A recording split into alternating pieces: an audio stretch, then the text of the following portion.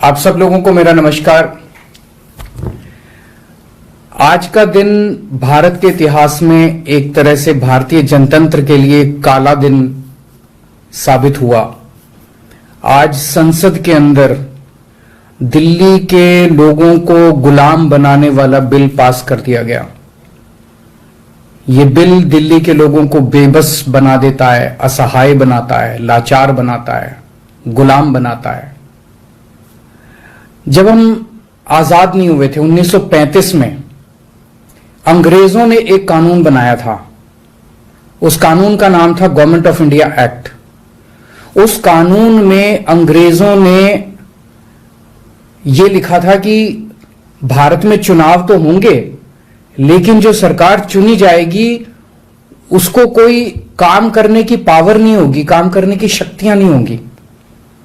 जब हमारा देश आजाद हुआ तो हमने संविधान बनाया और संविधान में हमने लिखा कि चुनाव होंगे, लोग अपनी सरकार चुनेंगे और जो सरकार चुनेंगे उस सरकार को लोगों के लिए काम करने की सारी शक्तियां होंगी। आज आजादी के 75 साल के बाद प्रधानमंत्री मोदी जी ने दिल्ली के लोगों की आजादी छीन ली। उन्होंने 1935 वाला अंग्रेजों का कानून बनाया है कि दिल्ली के लोग चुनाव तो होंगे, दिल्ली के लोग अपनी सरकार तो चुनेंगे, लेकिन उस सरकार को काम करने की कोई भी शक्ति नहीं होगी। यह कानून आज हमारे देश की संसद ने पास किया है। दिल्ली के लोगों की वोट की अब कोई कीमत नहीं बची है। अब सरकार बनाई, उस सरकार की कोई शक्ति नहीं है। सुप्रीम कोर्ट ने एक आदेश दिया था, 11 मई को सुप्रीम कोर्ट ने आदेश दिया था। सुप्रीम कोर्ट ने क्या कहा? सुप्रीम कोर्ट ने कहा भारत एक जनतंत्र है। इस जनतंत्र में हम अपनी सरकार चुनते हैं, जनता अपनी सरकार चुनती है और उस सरकार को जनता के लिए काम करने की पूरी ताकत होनी चाहिए, सुप्रीम कोर्ट ने कहा।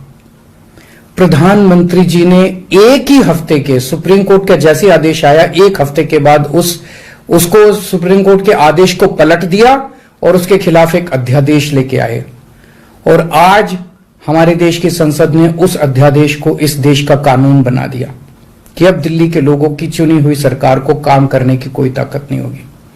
अब इस कानून में लिखा है कि दिल्ली के लोग जो मर्जी सरकार बनाएं, लेकिन उस सरकार को चलाएंगे एलजी साहब और मोदी जी, सीधे सीधे वही लोग चलाएंगे इस सरकार को।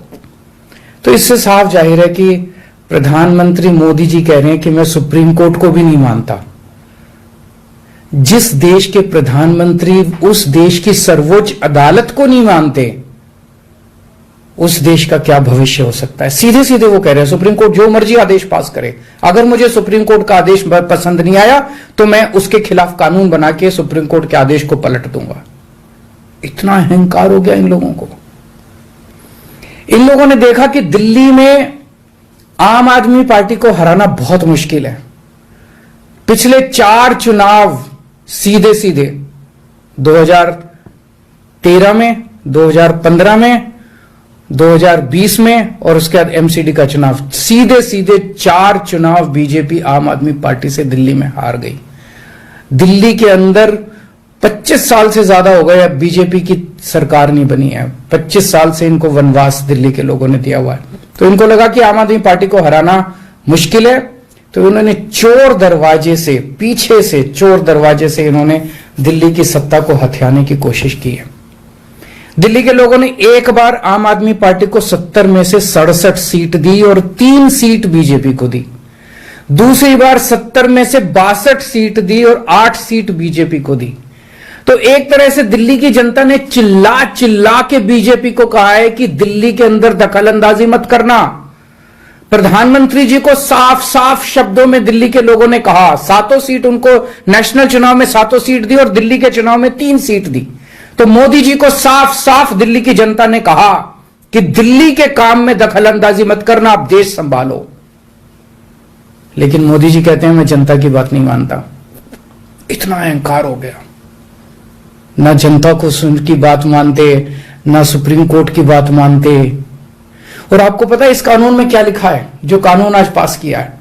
इस कानून में लिखा है कि दिल्ली के ऊपर से नीचे A category, B category, C category, D category, जितने दिल्ली सरकार के कर्मचारी हैं, उन सारे कर्मचारियों को के बारे में सारी पॉलिसी केंद्र सरकार बनाएगी। उनकी ट्रांसफर पॉलिसी, कौन अधिकारी, कौन चपरासी क्या काम करेगा, ये देश के प्रधानमंत्री बैठ के दिल्ली सरकार का कौन सा चपरासी क्या काम करेगा, कौन सा चपरासी फाइल उठाएगा, कौन सा चपरासी चाय पिलाएगा, कौन सा चपरासी खाना, ये काम रहेगा प्रधानमंत्री जी को। इसके लिए प्रधानमंत्री बनाया था देश का कि आप दिल्ली के चपरासियों की ट्रांसफर पॉलिसी बनाओगे बैठ के प्रधानमंत्री बनके। आप केंद्र चलाओ ना, आप दिल्ली के अंदर क्यों दखल अंदाजी कर रहे हो? आपको क्या लगता है ऐसा क्यों कर रहे हैं? वो ऐसा इसलिए कर रहे हैं क्योंकि पिछले 7-8 साल में बिना किसी पावर के भी हम लोगों ने जो काम किए हैं, हमने इतने शानदार स्कूल बनाए, इतने शानदार अस्पताल बनाए, 24 घंटे बिजली कर दी, बिजली फ्री कर दी, पानी घर घर पहुंचा रहे हैं, सड़कें बनाई, इतने सारे काम हम लोगों ने कर दिए। इनसे वो काम नहीं हो रहे। 30-30 साल से गुजरात के अंदर इनकी सरकार है, बेड़ा गर्क है गुजरात का। हरियाणा के अंदर इनकी सरकार बनी, हरियाणा में बेड़ा गर्क है इनका। मणिपुर के अंदर बीजेपी की सरकार है, मणिपुर को जला दिया इन लोगों ने। इसलिए केजरीवाल के साथ कंपटीशन नहीं कर सकते, काम में कंपटीशन नहीं कर सकते, हमारे जैसे काम नहीं कर सकते, आम आदमी पार्टी के जैसे काम नहीं कर सकते। इसलिए केजरीवाल को काम करने से रोको, किसी भी तरह से केजरीवाल को काम करने से रोको, बस ये इनका मकसद है। मैं सुन रहा था अमित शाह जी को, वहां पे संसद में भाषण दे रहे थे, कहते हैं झगड़ते बहुत हैं ये लोग, झगड़ते बहुत हैं ये लोग। मैं स्कूल बनाता हूं, ये मेरे को स्कूल नहीं बना देते। फिर मैं जब इनसे कहता हूं मेरे को स्कूल बना दे दो तो कहते हैं झगड़ता बहुत है केजरीवाल। मैं मोहल्ला क्लिनिक बनाता हूं, मेरे मोहल्ला क्लिनिक तोड़वा दिए इन लोगों ने। फिर कहते हैं केजरीवाल झगड़ता बहुत है, मैं इनको कहता हूं मेरे को मोहल्ला क्लिनिक बनाने दो। मैं अस्पताल में दवाइयां फ्री करता हूं, कहते हैं दवाइयां फ्री क्यों करता है। मैं बिजली फ्री करता हूं, कहते हैं केजरीवाल फ्री भी दे रहा है, फ्री की रेवड़ियां दे रहा है, कहते हैं झगड़ते बहुत हैं। मैं जो भी करता हूं, चाहे झगड़ता हूं चाहे जो भी करता हूं, दिल्ली के लोगों को पसंद हूं। इसीलिए 3 बार 4-4 बार दिल्ली के लोगों ने मेरे को, जो भी कर रहा हूं ठीक ही कर रहा हूं, तभी 4-4 बार लोगों ने हमें वोट दिया। और होम मिनिस्टर अमित शाह जी क्या कहते हैं, मैंने सुना उनको संसद में, हमारे पास पावर है, संविधान ने हमें पावर दी है कानून पास करने की, हमारे पास पावर है, हमें सुप्रीम कोर्ट ने पावर दिया है ये कानून पास करने की। अरे आपको पावर दी है जनता की सेवा करने की, जनता के ऊपर अत्याचार करने के लिए पावर नहीं दी आपको। इतना घमंड मत कीजिए अमित शाह जी। आपको पावर दी गई है ताकि आप विकास करें देश का, आपको पावर दी गई है ताकि आप देश के लोगों को शक्तिशाली बनाएं। आपको पावर इसलिए नहीं दी गई है कि आप देश के लोगों को लाचार बना दें और उनके वोट का अधिकार छीन लें। ये जो आप पावर पावर पावर पावर कर रहे हो, ये पावर आपको जनता की सेवा करने के लिए दी गई है। मैंने देखा है अमित शाह जी पिछले चुनाव में आप घर घर जाके दिल्ली के अंदर पर्चे बांट रहे थे, एक एक घर में जाके आप पर्चे बांट रहे थे। दिल्ली के लोगों ने आपको नकार दिया।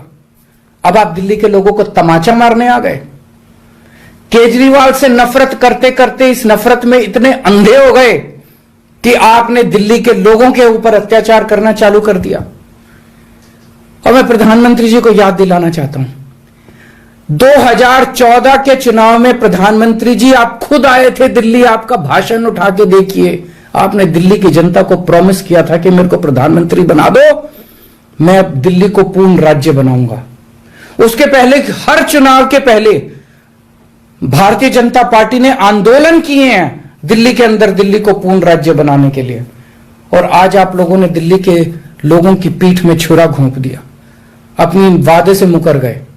अगर आप ऐसे करोगे फिर प्रधानमंत्री पे कौन यकीन करेगा? आपने खुद बोला था 2014 में कि मैं फुल स्टेटहुड बनाऊंगा, फिर कौन जनता आपके ऊपर यकीन करेगी? 2015 में आपने मेरी शक्तियां छीनी दिल्ली सरकार की, जैसी हमारी सरकार बनी आपने हमारी शक्तियां छीन ली नोटिफिकेशन जारी करके। फिर भी बिना शक्तियों के हमने काम किया और दिल्ली की जनता ने मेरे को 2020 में 62 सीट दे के दिल्ली की जनता ने आम आदमी पार्टी की सरकार बनाई। क्यों? क्योंकि मैं दिल्ली का बेटा हूं और आप दिल्ली के नेता बनना चाहते हो। दिल्ली के लोगों को अपना बेटा पसंद है और दिल्ली के लोगों को आप जैसे नेता नहीं चाहिए। हम दिल्ली वाले दिल्ली से बहुत प्यार करते हैं और हम जानते हैं कि बीजेपी दिल्ली के लोगों से नफरत करती है, दिल्ली वालों से नफरत करती है। इस बार दिल्ली के लोग बीजेपी को एक भी सीट नहीं देंगे, लोकसभा में एक भी सीट नहीं देंगे। इस पूरे संघर्ष के अंदर बहुत सारी पार्टियों ने, बहुत सारे नेताओं ने दिल्ली के लोगों का साथ दिया। उन सब नेताओं को और उन सब पार्टियों को मैं तहे दिल से दिल्ली के 2 करोड़ लोगों की तरफ से शुक्रिया अदा करता हूं, धन्यवाद बोलता हूं।